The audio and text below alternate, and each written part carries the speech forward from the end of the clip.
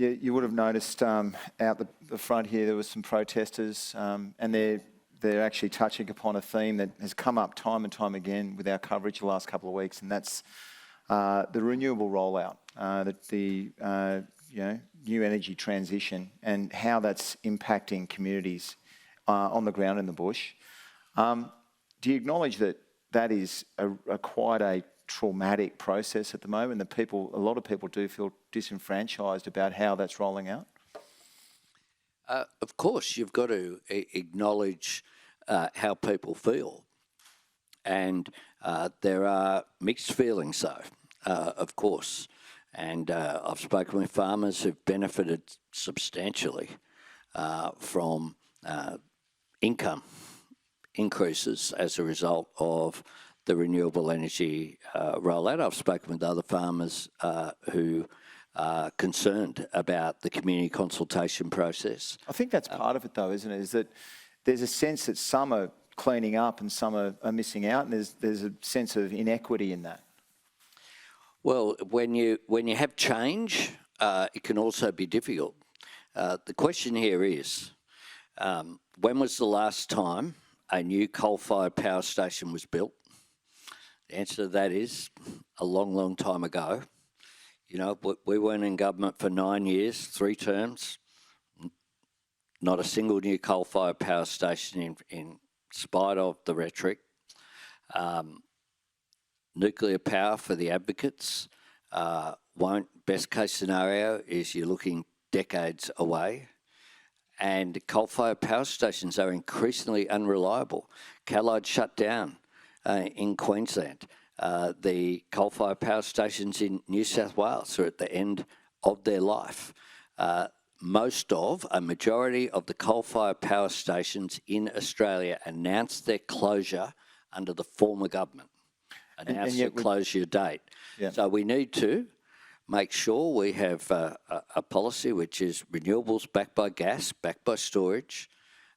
We acknowledge, of course, that community consultation hasn't always been as good as it should be, and governments need to do better there and engage.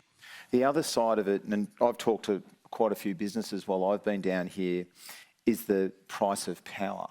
Obviously, you know, we don't need to revisit all of that from the last term of government about the assurances that power prices would go down. They haven't.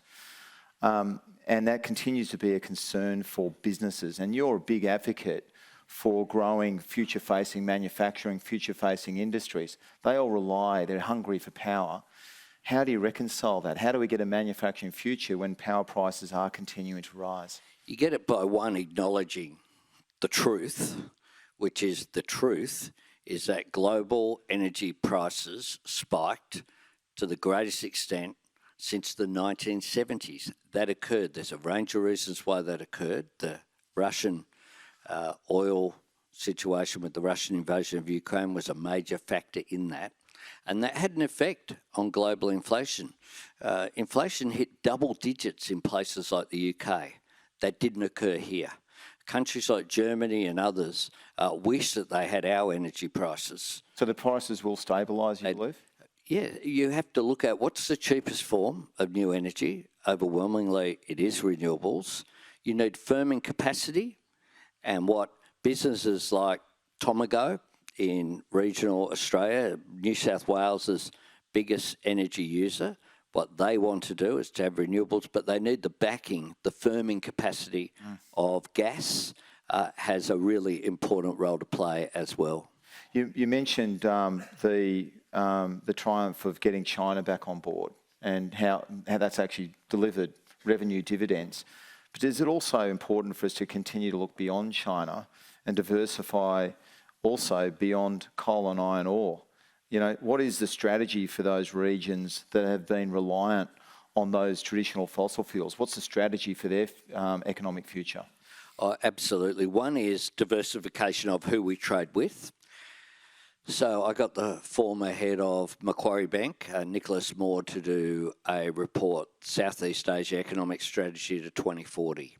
He visited all of the ASEAN nations and produced a report that looks at what's the comparative advantage that Australia has in exporting to those countries and in trade. We're undercooked in areas like Indonesia and India.